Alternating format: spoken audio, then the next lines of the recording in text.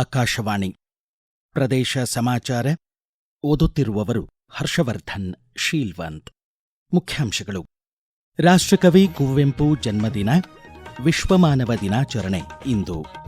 ಭಾರತೀಯ ಕ್ರೀಡಾ ಕ್ಷೇತ್ರಕ್ಕೆ ವರ್ಷ 2025 ಸ್ಮರಣೀಯ, ಮನ್ ಕಿ ಬಾತ್ನಲ್ಲಿ ಪ್ರಧಾನಮಂತ್ರಿ ಅಭಿಮತ. ವಿಜಯಪುರ ಜಿಲ್ಲೆ ಇಂಡಿಯ ಭೌಗೋಳಿಕ ಮಾನ್ಯತೆ ಹೊಂದಿದ ಕಾಗ್ಜಿ ನಿಂಬೆಗೆ ಜಾಗತಿಕ ಮಾರುಕಟ್ಟೆಯಲ್ಲಿ ಹೆಚ್ಚಿದ ಬೇಡಿಕೆ. ಸ್ವಚ್ಛ ಭಾರತ್ ಮಿಷನ್, ಇಂದೋರ್ ತ್ಯಾಜ್ಯ ನಿರ್ವಹಣೆ ಅಭ್ಯಸಿಸಿದ ಹುಬ್ಬಳ್ಳಿ ಧಾರವಾಡ ಮಹಾನಗರ ಪಾಲಿಕೆ ನಿಯೋಗ. ಈಗ ವಾರ್ತೆಗಳ ವಿವರ. ಇಂದು ವಿಶ್ವಮಾನವ ದಿನಾಚರಣೆ. ಸರ್ವೋದಯದ ದೃಷ್ಟಿಕೋನದಿಂದ ವಿಶ್ವಮಾನವ ಸಂದೇಶ ನೀಡಿದ ರಾಷ್ಟ್ರಕವಿ ಕುವೆಂಪು ಅವರ ಜನ್ಮದಿನವನ್ನು ರಾಜ್ಯದೆಲ್ಲೆಡೆ ವಿಶ್ವಮಾನವ ದಿನವಾಗಿ ಆಚರಿಸಲಾಗುತ್ತಿದೆ. ಕನ್ನಡಕ್ಕೆ ಪ್ರಥಮ ಜ್ಞಾನಪೀಠ ತಂದುಕೊಟ್ಟ ಶ್ರೀರಾಮಾಯಣ ದರ್ಶನಂ ಸೃಷ್ಟಿಸಿದ ಕವಿ ಕುವೆಂಪು 1904 ಡಿಸೆಂಬರ್ 29ರಂದು ಚಿಕ್ಕಮಗಳೂರು ಜಿಲ್ಲೆ ಕೊಪ್ಪ ತಾಲೂಕಿನ ಹಿರೇಕೊಡಿಗೆ ಗ್ರಾಮದಲ್ಲಿ ಜನಿಸಿದರು. ಇಂದು ಕುವೆಂಪು ಸ್ಮರಣೆಯಲ್ಲಿ ರಾಜ್ಯದ ಎಲ್ಲ ಜಿಲ್ಲಾ ಕೇಂದ್ರಗಳಲ್ಲಿ ವಿಶ್ವಮಾನವ ದಿನವನ್ನು ಅರ್ಥಪೂರ್ಣವಾಗಿ ಆಚರಿಸಲಾಗುತ್ತಿದೆ. ಇನ್ನು 3 ದಿನಗಳಲ್ಲಿ ಇತಿಹಾಸದ ಪುಟ ಸೇರಲಿರುವ ವರ್ಷ 2025 ಭಾರತೀಯ ಕ್ರೀಡೆ ಮತ್ತು ಕ್ರೀಡಾಪಟುಗಳ ದೃಷ್ಟಿಯಿಂದ ಸ್ಮರಣೀಯ ವರ್ಷ ಎಂದು ಪ್ರಧಾನಮಂತ್ರಿ ನರೇಂದ್ರ ಮೋದಿ ಹೇಳಿದ್ದಾರೆ. ಪ್ರಸಕ್ತ ವರ್ಷದ ಕೊನೆಯ ಹಾಗೂ 129ನೇ ಮನ್ ಕಿ ಬಾತ್ ಆವೃತ್ತಿಯಲ್ಲಿ ದೇಶ ವಿದೇಶಗಳ ಭಾರತೀಯರೊಂದಿಗೆ ಅವರು ಕ್ರೀಡಾಪಟುಗಳ ಸಾಧನೆಯನ್ನು ಹಂಚಿಕೊಂಡು ಮುಕ್ತಕಂಠದಿಂದ ಶ್ಲಾಘಿಸಿದರು.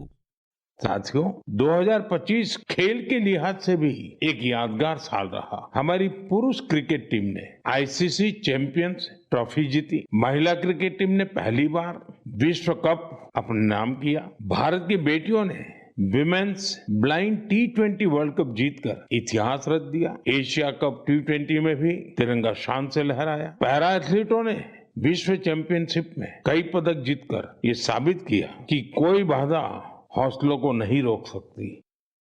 ಬೆಂಗಳೂರಿನ ಈಜು ತಾರೆ ಧೀನಿಧಿ ದೇಸಿಂಗು ರಾಷ್ಟ್ರಪತಿ ದ್ರೌಪದಿ ಮುರ್ಮು ಅವರಿಂದ ಹೊಸದಿಲ್ಲಿಯಲ್ಲಿ ಪ್ರತಿಷ್ಠಿತ ಪ್ರಧಾನಮಂತ್ರಿ ರಾಷ್ಟ್ರೀಯ ಬಾಲ ಪುರಸ್ಕಾರ ಪಡೆದು ರಾಜ್ಯಕ್ಕೆ ಹೆಮ್ಮೆ ತಂದಿದ್ದಾರೆ. ದೇಶದ ಎಲ್ಲ ರಾಜ್ಯಗಳು ಹಾಗೂ ಕೇಂದ್ರಾಡಳಿತ ಪ್ರದೇಶಗಳಿಂದ ಕೇಂದ್ರದ ಮಹಿಳಾ ಮತ್ತು ಮಕ್ಕಳ ಅಭಿವೃದ್ಧಿ ಸಚಿವಾಲಯ 20 ಬಾಲ ಪ್ರತಿಭೆಗಳನ್ನು ಈ ಬಾರಿ ರಾಷ್ಟ್ರೀಯ ಬಾಲ ಪುರಸ್ಕಾರಕ್ಕೆ ಆಯ್ಕೆ ಮಾಡಿತ್ತು. ಆ ಪೈಕಿ ಕರ್ನಾಟಕದಿಂದ ಆಯ್ಕೆಯಾದ ಏಕೈಕ ಬಾಲ ಪ್ರತಿಭೆ ಬೆಂಗಳೂರಿನ ಧೀನಿಧಿ ದೇಸಿಂಗು. ಈ ಕುರಿತು ಒಂದು ವರದಿ.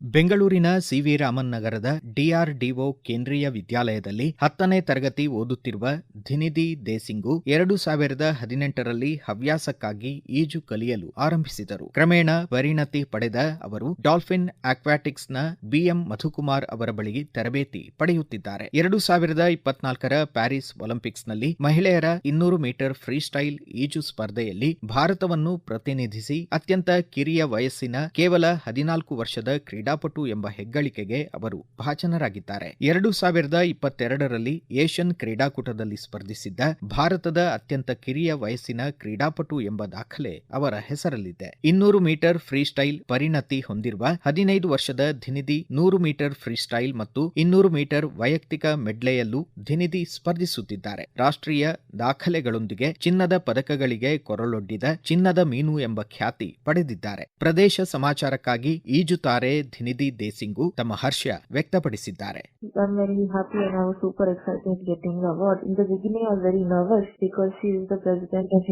ಪ್ರಧಾನಮಂತ್ರಿ ರಾಷ್ಟ್ರೀಯ ಬಾಲ ಪುರಸ್ಕಾರಕ್ಕೆ ನನ್ನ ಹೆಸರು ಘೋಷಿತವಾದಾಗ ತುಂಬಾ ಸಂತಸವಾಯಿತು. ಆದರೆ ಮಾನನೀಯ ರಾಷ್ಟ್ರಪತಿ ದ್ರೌಪದಿ ಮುರ್ಮು ಅವರಿಂದ ಪ್ರಶಸ್ತಿ ಸ್ವೀಕರಿಸುವ ಘಳಿಗೆ ಬಂದಾಗ ನನ್ನ ಹೃದಯ ಬಡಿತ ತುಂಬಾ ಜೋರಾಗಿತ್ತು. ಭಯ ಮಿಶ್ರಿತ ಹೆಮ್ಮೆ ಅನುಭವಿಸಿದೆ. ಪ್ರಧಾನಮಂತ್ರಿ ನರೇಂದ್ರ ಮೋದಿ ಅವರು ಬಾಲ ಪುರಸ್ಕಾರಕ್ಕೆ ಭಾಜನರಾದ ನನ್ನಂತಹ 20 ಮಕ್ಕಳೊಂದಿಗೆ ಸಂವಾದ ನಡೆಸಿದ್ರು. ಆದರೆ ನನಗೆ ಅವರೊಂದಿಗೆ ಮಾತನಾಡುವ ಅವಕಾಶ ಸಿಗಲಿಲ್ಲ. ಮೊದಲು ಒಮ್ಮೆ ಅವರನ್ನ ಕಂಡು ಮಾತನಾಡಿದ್ದೇನೆ. ಅಷ್ಟು ಹತ್ತಿರದಿಂದ ಅವರನ್ನ ನೋಡೋ ಸೌಭಾಗ್ಯ ನನಗೆ ಸಿಕ್ತು. ನೋಡಿ ಪುಳುಕಿತಳಾದೆ, ಖುಷಿ ಪಟ್ಟೆ. ಭೌಗೋಳಿಕ ಮಾನ್ಯತೆ ಜಿಐ ಟ್ಯಾಗ್ ಗಳಿಸಿರುವ ವಿಜಯಪುರ ಜಿಲ್ಲೆ ಇಂಡಿಯ ಕಾಗ್ಜಿ ನಿಂಬೆಹಣ್ಣನ್ನು ಪ್ರಥಮ ಬಾರಿಗೆ ಒಮಾನ್ ದೇಶಕ್ಕೆ ರಫ್ತು ಮಾಡಲಾಗಿದ್ದು ಹೊಸ ಮೈಲಿಗಲ್ಲು ಸ್ಥಾಪಿತವಾಗಿದೆ ಎಂದು ಕೇಂದ್ರ ವಾಣಿಜ್ಯ ಸಚಿವಾಲಯ ತಿಳಿಸಿದೆ.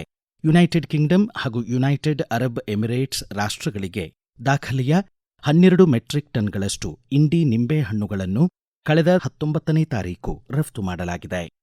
ಈಗ ಪ್ರಕಟಣೆ, ನಂತರ ಪ್ರದೇಶ ಸಮಾಚಾರ ಮುಂದುವರಿಯುವುದು.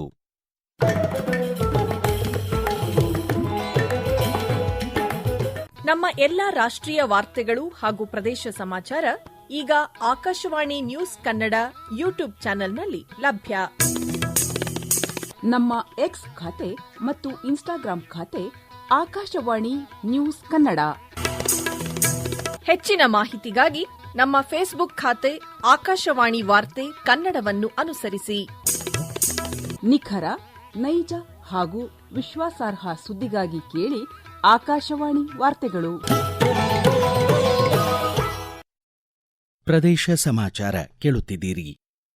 ಯೋಗದಲ್ಲಿ ಅಪಾರ ಸಾಧನೆ ಹಾಗೂ ಕಳೆದ 7 ದಶಕಗಳಿಂದ ಯೋಗ ಶಿಕ್ಷಕರಾಗಿ ಯೋಗವನ್ನು ನಿಸ್ವಾರ್ಥದಿಂದ ಯುವಜನತೆ ಹಾಗೂ ಶ್ರೀಸಾಮಾನ್ಯರಿಗೆ ತಲುಪಿಸುವಲ್ಲಿ ಶ್ರಮಿಸಿದ ಧಾರವಾಡದ ಖ್ಯಾತ ಯೋಗಗುರು ಲಕ್ಷ್ಮಣ್ ಕುಮಾರ್ ಸಣ್ಣೆಲ್ಲಪ್ಪನವರ್ ಅವರಿಗೆ ಪ್ರಧಾನಮಂತ್ರಿ ನರೇಂದ್ರ ಮೋದಿಯವರು ಯೋಗ ಪುರಸ್ಕಾರ ನೀಡಿ ಗೌರವಿಸಿದ್ದಾರೆ.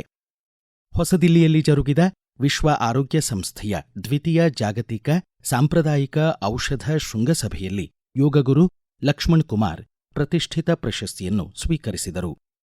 ಬೆಂಗಳೂರಿನಲ್ಲಿ ನೆಲೆಸಿರುವ 90 ವರ್ಷ ವಯಸ್ಸಿನ ಯೋಗಗುರು ಲಕ್ಷ್ಮಣ್ ಕುಮಾರ್ ಸಣ್ಣೆಲ್ಲಪ್ಪನವರ್ ಪ್ರದೇಶ ಸಮಾಚಾರಕ್ಕಾಗಿ ತಮ್ಮ ಸಂತಸ ಹಂಚಿಕೊಂಡಿದ್ದಾರೆ. ನಾನು ಘನತೆವೆತ್ತಂತ ನಮ್ಮ ಪ್ರಧಾನಮಂತ್ರಿ ಸನ್ಮಾನ್ಯ ನರೇಂದ್ರ ಮೋದಿ ಅವರಿಂದ ವೈಯಕ್ತಿಕವಾಗಿ ಯೋಗ ಪ್ರಶಸ್ತಿ ಪಡೆದಿರುವುದು ತುಂಬಾ ಸಂತೋಷವನ್ನು ಕೊಟ್ಟಿದೆ. ಆ ಕ್ಷಣದಲ್ಲಿ ಅವರು ತಮ್ಮ 2 ಕೈಗಳಿಂದ ನನ್ನ 2 ಕೈಗಳನ್ನು ಹಿಡಿದದ್ದು ನನಗೆ ಬಹಳ ಆನಂದವನ್ನುಂಟು ಮಾಡಿದೆ. ಅವರು ಕರ್ಮಯೋಗಿಗಳು, ಇಡೀ ವಿಶ್ವವೇ ಗುರುತಿಸಲ್ಪಟ್ಟಂತಹ ವಿಶ್ವದ ಅಗ್ರಗಣ್ಯ ಘನತೆವೆತ್ತಂತಹ ಮಹಾನ್ ನಾಯಕರು.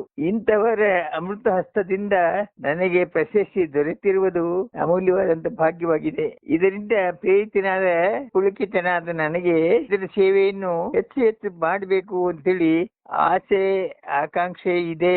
ಅದು ಮುಂದುವರಿಸ್ತೇನೆ. ಯೋಗ ಕ್ಷೇತ್ರ ಬಹಳ ವಿಶಾಲವಾದದ್ರಿ. ಸರ್ವ ದೇಶಗಳ ಸರ್ವರಿಗೂ ತುಂಬಾ ಉಪಯುಕ್ತ. ಯಾವುದೇ ನಿರ್ಬಂಧವಿಲ್ಲದೆ ಯೋಗವನ್ನು ಎಲ್ಲರೂ ಮಾಡಿ ಅದರ ಪ್ರಯೋಜನಗಳನ್ನು ಪಡೆಯಬಹುದು. ಆಧುನಿಕ ಯುಗದ ಎಲ್ಲರ ಆರೋಗ್ಯದ ಸಮಸ್ಯೆಗಳಿಗೆ ಸ್ಪಂದಿಸುತ್ತದೆ.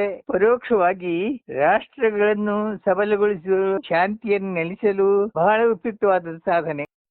ಹುಬ್ಬಳ್ಳಿ ಧಾರವಾಡವನ್ನು ಸ್ವಚ್ಛ ಮತ್ತು ಸುಂದರ ನಗರವನ್ನಾಗಿಸಲು ಸ್ವಚ್ಛ ಭಾರತ್ ಮಿಷನ್ 2.0 ಅಡಿಯಲ್ಲಿ ಇಂದೋರ್ ನಗರದ ಯಶಸ್ವಿ ಘನತ್ಯಾಜ್ಯ ನಿರ್ವಹಣಾ ವ್ಯವಸ್ಥೆಯ ಅಧ್ಯಯನವನ್ನು ಮಹಾನಗರ ಪಾಲಿಕೆ ನಿಯೋಗ ಕೈಗೊಂಡಿದೆ.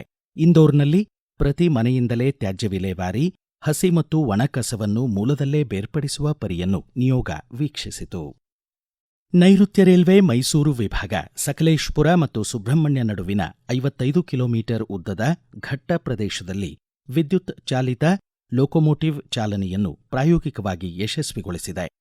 93 ಕೋಟಿ 55 ಲಕ್ಷ ರೂಪಾಯಿ ವೆಚ್ಚದಲ್ಲಿ 2 ವರ್ಷಗಳ ಕಾಲ ನಡೆದ ತಾಂತ್ರಿಕ ಸವಾಲುಗಳ ಮಾರ್ಗ ವಿದ್ಯುದೀಕರಣ ಕೆಲಸ ಪೂರ್ಣಗೊಂಡಿದ್ದು ಮಹತ್ವದ ಮೈಲುಗಲ್ಲು. ಒಟ್ಟು 57 ಸುರಂಗಗಳು, 258 ಸೇತುವೆಗಳು, 108 ತೀಕ್ಷ್ಣ ವಕ್ರ ತಿರುವುಗಳು ಹಾಗೂ 150ರಷ್ಟು ಗ್ರೇಡಿಯಂಟ್ ಹೊಂದಿದ್ದ ಘಟ್ಟಮಾರ್ಗ ಭೂ ಕುಸಿತದ ಪ್ರದೇಶವೂ ಆಗಿದ್ದು ಅತ್ಯಂತ ಸಂಕೀರ್ಣ ವಿದ್ಯುದೀಕರಣ ಕಾಮಗಾರಿ ಪೂರ್ಣಗೊಂಡಿದೆ. ಗ್ರಾಮೀಣ ಸೊಗಡಿನ ಕಂಬಳವನ್ನು ನಗರಕ್ಕೆ ಪರಿಚಯಿಸಿ ಜಗತ್ತಿನಾದ್ಯಂತ ಹರಡಿರುವ ದಕ್ಷಿಣ ಕನ್ನಡದ ಪ್ರತಿಭೆಗಳು ತಾಯ್ನಾಡಿಗೆ ಕೊಡುಗೆ ನೀಡಲು ಬ್ಯಾಕ್ ಟು ಊರು ಪರಿಕಲ್ಪನೆ ಅಡಿ ನವೋದ್ಯಮ ಪ್ರಾರಂಭಿಸಲು ಯೋಜಿಸಿರುವ ಸಂಸದ ಬ್ರಿಜೇಶ್ ಚೌಟಾ ಅವರ ಪ್ರಯತ್ನ ಶ್ಲಾಘನೀಯ ಎಂದು ಬಿಜೆಪಿ ರಾಜ್ಯಾಧ್ಯಕ್ಷ ಬಿವೈ ವಿಜಯೇಂದ್ರ ಖುಷಿ ವ್ಯಕ್ತಪಡಿಸಿದ್ದಾರೆ. ಮಂಗಳೂರಿನ ಗೋಲ್ಡ್ ಫಿಂಚ್ ಸಿಟಿಯ ರಾಮಲಕ್ಷ್ಮಣ ಜೋಡು ಕರೆಯಲ್ಲಿ ನವವರ್ಷದ ನವವಿಧದ ಕಂಬಳದಲ್ಲಿ ಭಾಗವಹಿಸಿ ಜಾನಪದ ಕ್ರೀಡೆ ಕಂಬಳ ತುಳುನಾಡಿನ ಅಸ್ಮಿತೆಯ ಪ್ರತೀಕ ಎಂದರು. ಬೀದರ್ ಜಿಲ್ಲೆ ಬಸವಕಲ್ಯಾಣ ತಾಲೂಕಿನ ಹೆದ್ದಾರಿ ಬದಿಯಲ್ಲಿ ಅರಣ್ಯ ಇಲಾಖೆ ನೆಡುತೋಪುಗಳನ್ನು ಅರಣ್ಯ ಖಾತೆ ಸಚಿವ ಈಶ್ವರ್ ಖಂಡ್ರೆ ವೀಕ್ಷಿಸಿದರು. ಗಿಡಗಳ ಬೆಳವಣಿಗೆ, ಪೋಷಣೆ ಹಾಗೂ ಸಂರಕ್ಷಣೆಗಾಗಿ ನೀರಾವರಿ ಮತ್ತು ಬೇಲಿ ವ್ಯವಸ್ಥೆ ಹಾಗೂ ನಿಯಮಿತ ನಿರ್ವಹಣೆಗೆ ಆದ್ಯತೆ ನೀಡಲಾಗಿದೆ ಎಂದು ಸಚಿವರು ಹೇಳಿದರು. ಕೊನೆಯಲ್ಲಿ ಮತ್ತೊಮ್ಮೆ ಮುಖ್ಯಾಂಶಗಳು. ರಾಷ್ಟ್ರಕವಿ ಕುವೆಂಪು ಜನ್ಮದಿನ, ವಿಶ್ವ ಮಾನವ ದಿನಾಚರಣೆ ಇಂದು. ಭಾರತೀಯ ಕ್ರೀಡಾ ಕ್ಷೇತ್ರಕ್ಕೆ ವರ್ಷ 2025 ಸ್ಮರಣೀಯ, ಮನ್ ಕಿ ಬಾತ್ನಲ್ಲಿ ಪ್ರಧಾನಮಂತ್ರಿ ಅಭಿಮತ. ವಿಜಯಪುರ ಜಿಲ್ಲೆ ಇಂಡಿಯ ಭೌಗೋಳಿಕ ಮಾನ್ಯತೆ ಹೊಂದಿದ ಕಾಗ್ಜಿ ನಿಂಬೆಗೆ ಜಾಗತಿಕ ಮಾರುಕಟ್ಟೆಯಲ್ಲಿ ಹೆಚ್ಚಿದ ಬೇಡಿಕೆ. ಸ್ವಚ್ಛ ಭಾರತ ಮಿಷನ್ ಇಂದೋರ್ ತ್ಯಾಜ್ಯ ನಿರ್ವಹಣೆ ಅಭ್ಯಸಿಸಿದ ಹುಬ್ಬಳ್ಳಿ ಧಾರವಾಡ ಮಹಾನಗರ ಪಾಲಿಕೆ ನಿಯೋಗ. ಇಲ್ಲಿಗೆ ಪ್ರದೇಶ ಸಮಾಚಾರ ಮುಕ್ತಾಯವಾಯಿತು. ನಮ್ಮ ಮುಂದಿನ ರಾಷ್ಟ್ರೀಯ ವಾರ್ತಾ ಪ್ರಸಾರ ಈ ಬೆಳಗ್ಗೆ 7:35 ನಿಮಿಷಕ್ಕೆ.